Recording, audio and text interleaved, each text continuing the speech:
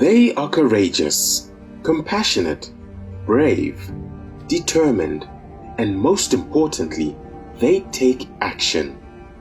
These are individuals we live with, organizations we belong to that are driving positive change, solving society's problems, and dedicated to service. They are the change drivers. So are you a change driver? Connect with us and let your story be heard. Tune in to Change Drivers, where you will meet these phenomenal, ordinary people doing extraordinary things in our communities.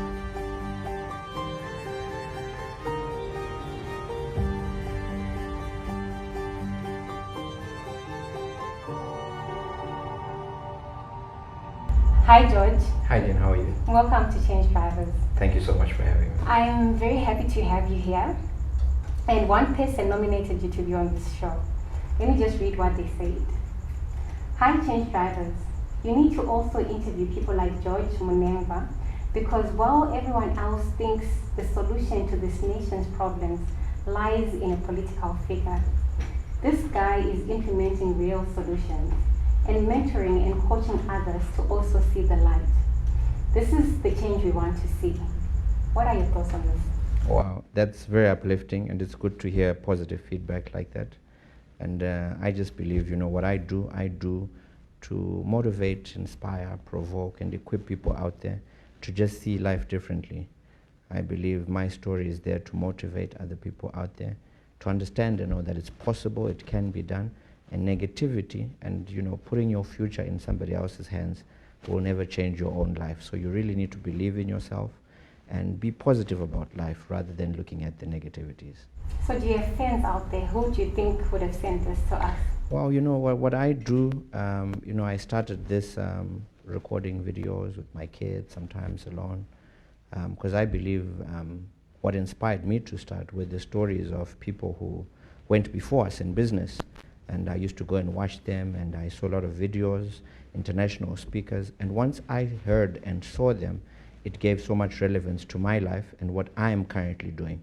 So I believe Zimbabweans just need somebody who is in Zimbabwe, who can speak positively about what's happening, just to encourage and give people hope that, your life is not determined by other people's opinions of you, politically, religiously, whatever it is, but it's more about what you personally do with your life that determines the outcome that you live. Okay, so what prompted you to start Pro Air? Well, Pro Air, I started in 2012, and for me, God blessed me with my amazing twins, and at that time I was earning $300, and things weren't adding up. And where were you working? I used to work at a former air conditioning company before I started my own. And when I was there, it's just things weren't adding up, and bills weren't being, there was so much hectic things going on. And I decided to take a huge step of faith. Of course, I was influenced by a mentor, a man of God, who encouraged me to take a step of faith to, start my own business. Pastor Victor Kambasha, he really spoke into my life.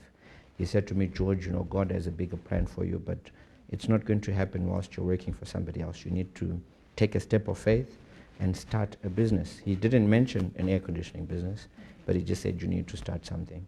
And along that time, I then decided to start what people already knew me doing, which was air conditioning, and we started Pro Air in 2012.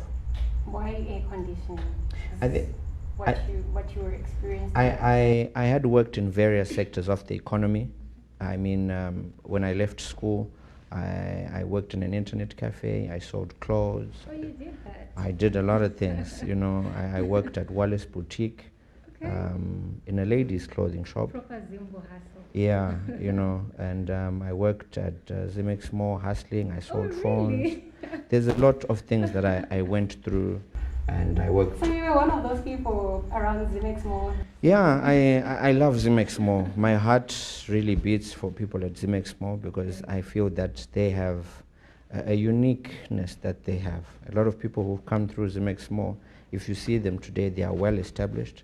I actually call Zimx Mall a university that actually equips people on life skills that you don't learn at school.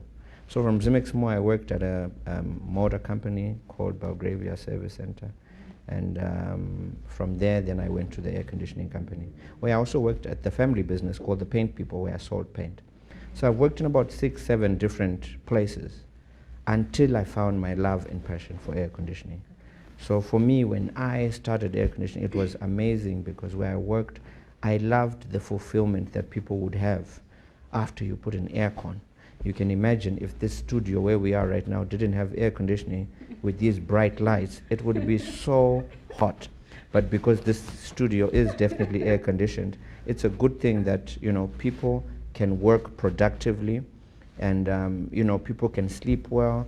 I mean, with air conditioning, it's not a luxury, it's actually a necessity. You need it wherever you are, be it your car, your home, your office, or hospital. So I mean, that's the reason why I fell in love with it. And since then, I've really worked hard on making sure that I make it a success. So what was the journey like for you on this establishment? Is it easy for someone to just wake up and say, I'm going to start a company and actually run a successful company just like that? What does it take? You know, being an entrepreneur, entrepreneurship is not for everybody. A lot of people think it's easy. You start today and then tomorrow it's going to be established. But you'll find that 7 years down now, since 2012, it's not been an easy road. We've had some serious challenges. I remember when we began, I started thinking to myself, was this the right decision? You know, when I was getting closer to month end and bills were not paid. Mm-hmm. And I had to, you know, not give up. It's a very painful journey. It's not one that a lot of people will go through because you need to have perseverance, you need to have determination. Not all days are going to be bright. Some months you don't even get a sale. Some months the people who you think are going to support you will not even support you. Your friends, family, the closest people you think are going to be there to assist you actually don't come and support you. You know, you'll go to your brother's house and you'll find, wow, your brother has an aircon, and you wonder, why didn't you buy from me? So there's a lot of that rejection that comes when you start a business. And a lot of your friends, because they are not entrepreneurs, they won't understand your journey. Okay. But you really need to be focused. And for me, I was focused. I had my mentor, Pastor Victor Kambasha. I had people surrounding me who were there to really equip me and encourage me on this journey. And since we started, I am only as strong as the people who surrounded me. Okay. I didn't surround myself with my friends who were employed or people who were my age. I had to surround myself with mentors, which I think is very important for anybody who wants to start a business. You need to surround yourself with people who are established, people who understand where you're going. Okay. You can't get advice about business from somebody who has never done business. They'll tell you their opinion. They'll tell you, Gina, leave this. This is not for you. You know what? Why don't you just stay in employment and get your $300? But on the other side of entrepreneurship, there are a lot more benefits than there are being an employee. So my journey, I really want to acknowledge and appreciate my mentors who've really helped me on this journey. It's not just me who you see being successful, but you're only as strong as the people who you associate with. All right, and the Zimx experience, has that played a part? Zimx really taught me the best lessons. I mean, for Zimx small, people will do certain things, a lot of things would happen, where, you know, deals would go wrong, you know, and it really taught you the real hustle of after school. A lot of children who are going to school these days have parents who are well off, and they think our life is easy after school. And I was privileged to go to a private school, St. George's College. Okay. I failed my O-levels, and because I loved soccer so much, and I thought I was going to become a soccer player. I even went for trials to Dynamos, Motor Action, all these wanting to play soccer. But when that failed, I had to then, you know, find a source and a means to make it work. And I loved marketing. I did IMM. I actually didn't finish it in the end, but I always loved marketing. And the Zimx experience really equipped me with life lessons that I still use today, because those life lessons have taught me, you know, at Zimx it's a community of people. You need to be very well relationed with the people who are there, because somebody may have a product that you don't have, but you have to be able to go to that person and ask them and then go and supply and do this. So the life lessons I learned at Zimx are very pivotal to the person that I am today. Okay, so why George Billionaire? Well, George Billionaire is a self-affirming prophecy which I gave to myself many years ago, because I took a look at the world and I said, you know what, I am a unique creation created by God, and I don't want to become a millionaire. I don't want to become a thousandaire. A lot of people settle for millionaire.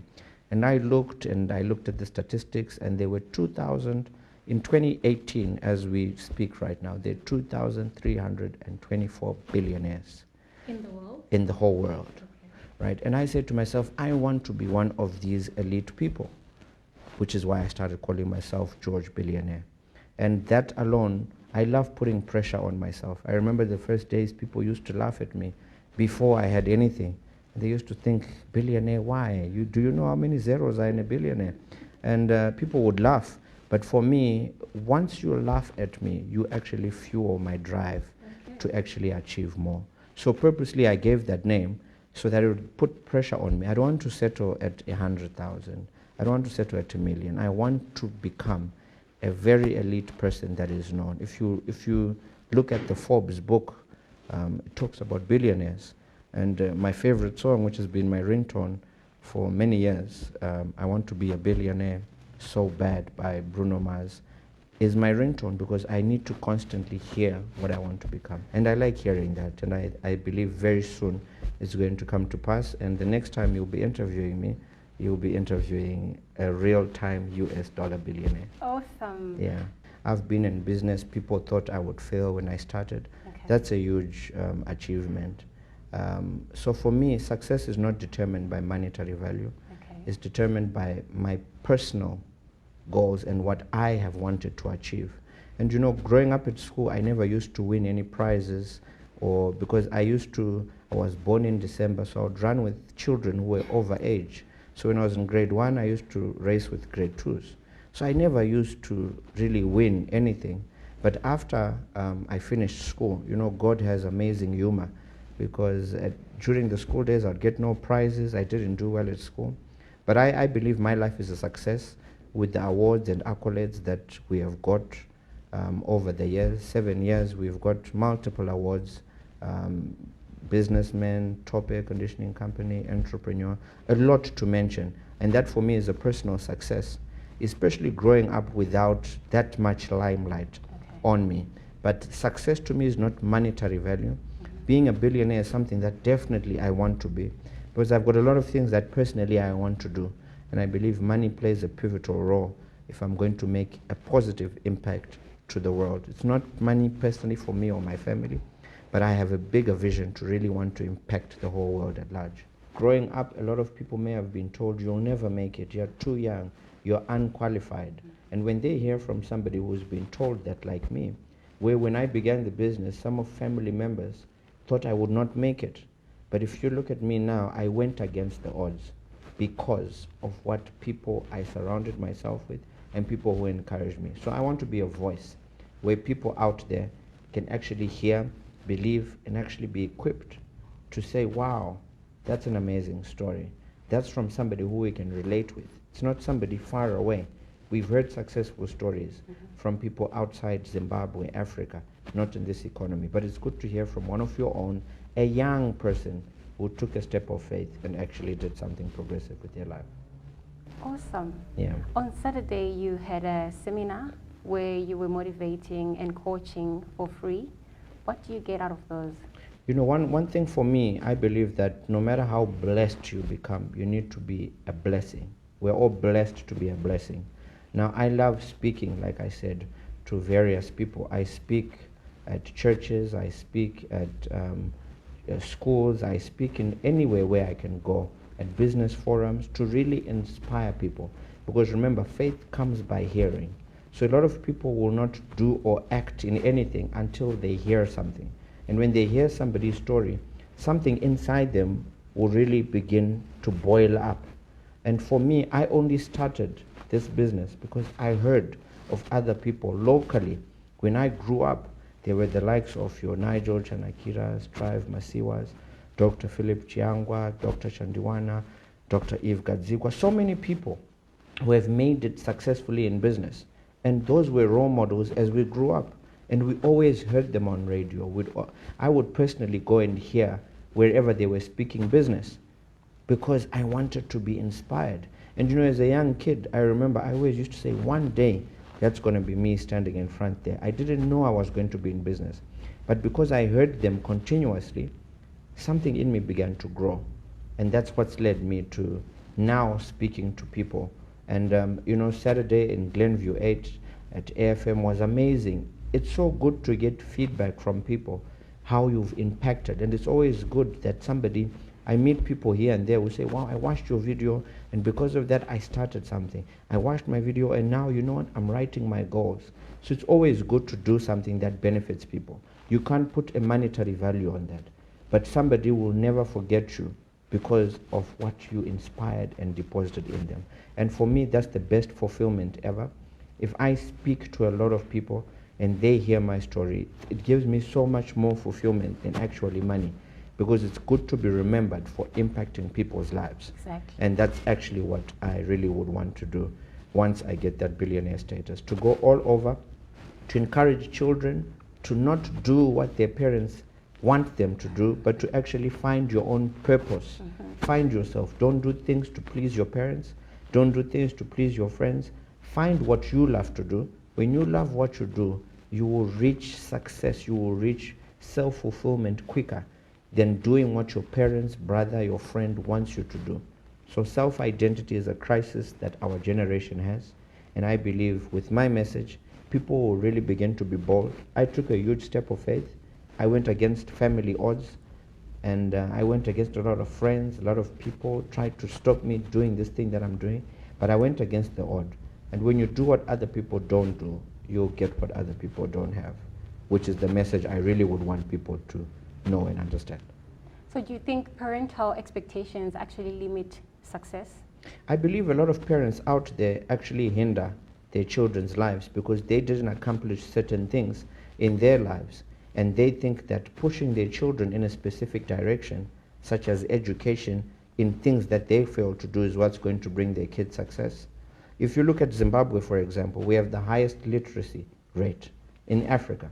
We're the most educated people. We're also one of the most empowered countries in Africa, where the black people can actually start and own businesses compared to any other country in Africa.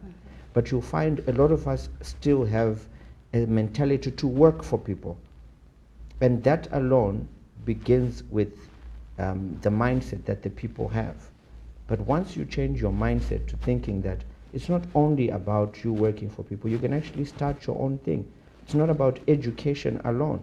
Because if you've got the highest literacy rate, guess what? We've got a lot of workers, but less people who are employing them. So already that's a crisis, I feel, that our country has, that the educational system may need to transform. Because it's not just about learning. In our parents' days, education was key. But if you look how quickly technology has changed, the things we learned in the first year of marketing graduates, there was no WhatsApp, there was no Facebook, Instagram, there was no digital media to market your products. And imagine if you learned that a long time ago, it definitely would not be practical today. So I honestly think parents should let their children follow their purpose. Don't waste hundreds of thousands of dollars wanting your child to be a doctor. Then they come back from America and they want to become a DJ. We've heard so many stories like that. So rather, let your children lead you on the decision-making path that they want to actually achieve. And I always recommend most children, most people when they leave A-level, when they want to go to university, go and study business administration everywhere I go, because that's a good foundation, because you don't really know what you want to do. But if you start with business admin, then you can venture off into whatever you want. If you want to be a doctor, you'll understand the basic principles of running your surgery. If you want to become a chef, you'll understand the basic principles. If you want to become a musician, an artist, whatever you want to do, you'll have the basic foundation of business administration, because it carries and touches a lot of aspects that have to do with life and business at large. Okay, I'm going to ask you now about the School Run Diaries. What Yeah. motivated you to start those? You know, the School Run Diaries, I had a lot of fun growing up with my dad, and he was taking me to school. Actually, it was my dad's birthday on the 23rd. and he On was the 23rd of February. February. Yeah, Okay. and we were actually celebrating him, and I was telling him, you know what you used to do with me when you used to take me to school? I now do it, but you know, we actually take a video and have a lot of fun with it. My dad used to tell me the most amazing stories. My dad is an amazing business person. He never owned a business. He worked 35 years of his life at the Harare City Council. But the lessons he used to teach me, the negotiation skills, the fun we had when he was going to school were the most amazing. So the School Run Diaries, we began, my kids always see me doing motivational videos at home or in the office. And then they're like, Dad, one day, I've got a word to say. Then I was like, really? Then we recorded a video the very first time. I mean, it's there on my Facebook platform, the very first time we did it. And from then on, we decided to call it School Run Diaries. So my kids now daily, they actually look for a word for themselves that they want to motivate and inspire somebody. And it's amazing how much feedback it has gone internationally. A lot of people now actually inbox, why haven't you posted the School Run Diaries? Really? Because it's really something encouraging. At first we didn't see the impact until so many people recognized and could relate. Because early in the morning is when your mind is so alert to either positivity or negativity. So if you start your day positively, that will give you a big smile. And worse more when it's coming from young kids and they're telling you practical life lessons and hearing it from a child. Sometimes I watch them and I'm uplifted. Okay. It's amazing. We've been doing that for 2.5 years now, but it's been awesome and a great response. All right, so you would agree with me then that we don't necessarily have to leave our kids to just figure themselves out on their own. There's some guidance that needs to be done, like what you're doing with the School Run Diaries. Definitely. In Proverbs, it tells you, train up a child in the way they should go, and they will not depart from it. And with my kids, they love speaking positively. Even at school, they are very competitive. In whatever they do, they are very positive. You don't hear them telling you that I can't, or I'm not going to do this. They've got so much of a positive attitude that in everything they do, they believe they are champions, they believe they are winners, they've got affirmations that they do. So it's important. I believe parents play a very pivotal role in how their kid's character is. If you want to see a child's, their parents' character, if you look at their child, they'll tell you what they do at home. Okay. So yeah. And what's your take on the phrase, drive the change you want to see? That's the phrase that we're trying to drive with this program. What is your take on that? I believe if you want to see change in your life, nobody can do that except you. So you personally need to drive the change. Nobody can drive you because people are living their own lives. So it's an amazing phrase. I love it because you personally are the captain of your own ship. Nobody can stay. I can't push you to fulfill your purpose unless you're willing to. So you need to personally take hold of the steering wheel and drive towards the direction you want to go. If you want to be successful, if you want to be a billionaire, take hold of your vehicle, which is your life, and drive towards it without any limitation.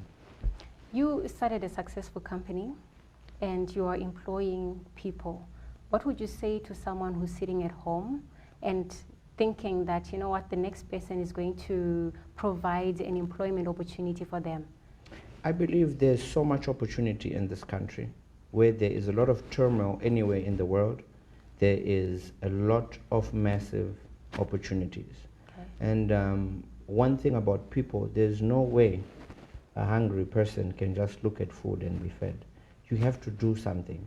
You can't wait for the government to employ and create jobs. You need to look at the current economy and see, wow, what can I do to add value to my life? Yes, I've got a PhD.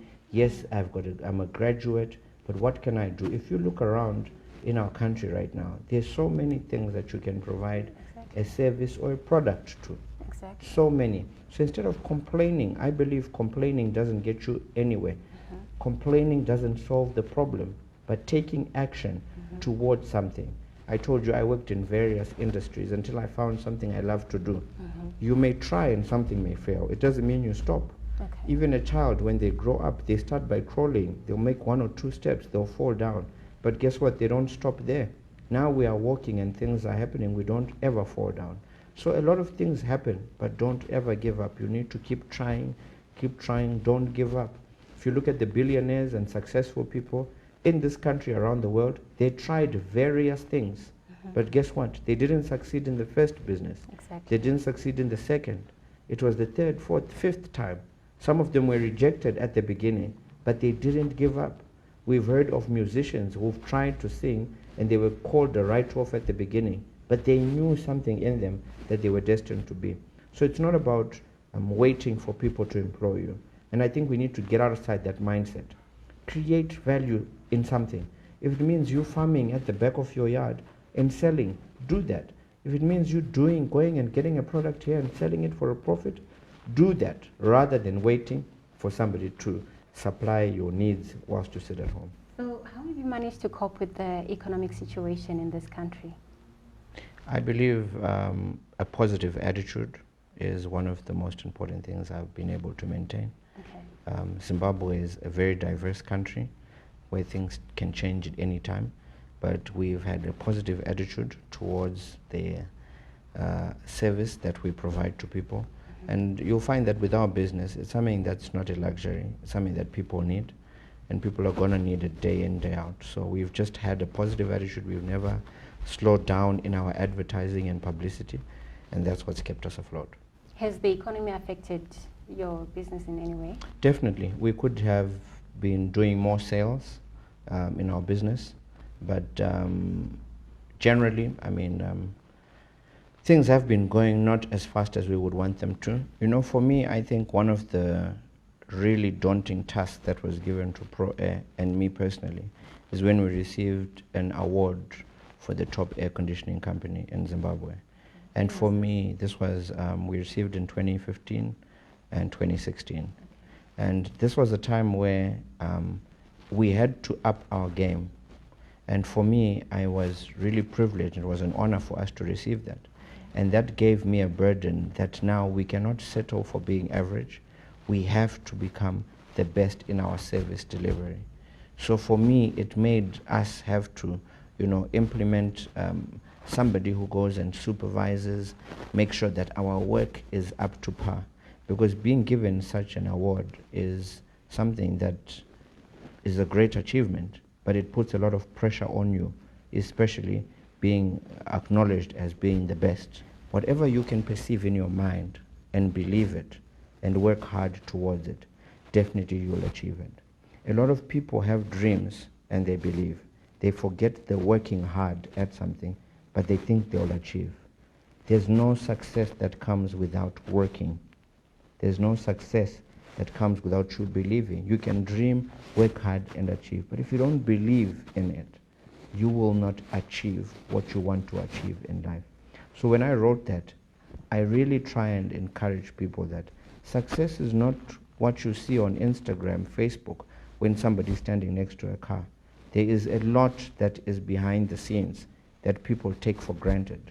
For you to be doing this show, people think it's easy, but they don't understand the hard nights, the long hours, the, you know, extra things you've had to do to make this set work. And they think it's just simple and they can put a camera in front and shoot. Success differs in every person's mind.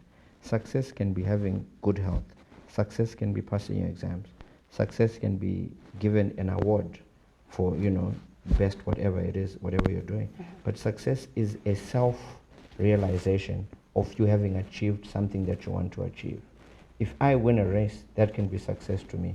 So success is individual depending on the person we're relating to. It's not defined by society, but it's your personal definition. If I learn a new language today, I'm successful. Some people's success is financial freedom, having no debts in your life. That's success. So success is defined in so many things. But for me, I believe success is self-fulfillment, finding happiness in whatever you're doing. That's what I will believe personally success is. So what is your opinion on people who then come up with a way of profiling people, and then they go like, these are the top 5 successful people? What are they really looking at? I think it depends. They can say top 5 successful business people, because success, remember, it's defined in many things. If you're a musician, it's different. If you're an artist, it's different. And I just think basically it's up to people's opinions. People always have different opinions. So society differs. I mean, you'll always hear in Zimbabwe there's the top 40 influential, and then you'll be like, but why isn't Ningi in? It's somebody's opinion. Okay. It's not everybody's opinion. So people will always have opinions, but you should never be defined by people's opinions about your life. You may be successful and somebody doesn't recognize you. It doesn't mean you're not a success. You are a success in your own right. Yeah, because the reason why I'm asking about this is I think a lot of people view success from a societal perspective. So if people think George is successful, then what am I going to do as Gina to get to George's level? Wow, okay. You know, I would say to somebody who is watching or out there, when we were born, I always say this, biologically speaking, you were born a winner. You were born a winner. When you were in your mother's womb, you won a race. And you are alive today because you're the one who won a race. A lot of people may be told so many negative things about people, by people, that, Gina, you will never make it in the TV industry. There's so many people, they're the likes of this, that, and that, you won't make it. But I believe it's not about people's opinions. You were born a winner. The word of God goes to say, before I formed you, I knew you. For I know the plans I have for you, plans to prosper you and to give you a bright future and great things ahead of you. So it's not about what people say. I would say to anybody, believe in yourself, be positive. Stop making excuses, because excuses are the #1 killer of dreams and destiny. One of the greatest speakers ever said, the richest place on planet Earth is the graveyard, because a lot of people died and they didn't fulfill their dreams. But I would say, don't die full, die empty. Make sure you do all the things you're supposed to do. Make mistakes early when you're young. Make decisions for your own life. Don't do things to please your parents or your friends. And just keep on going and never give up. Thank you for being here tonight.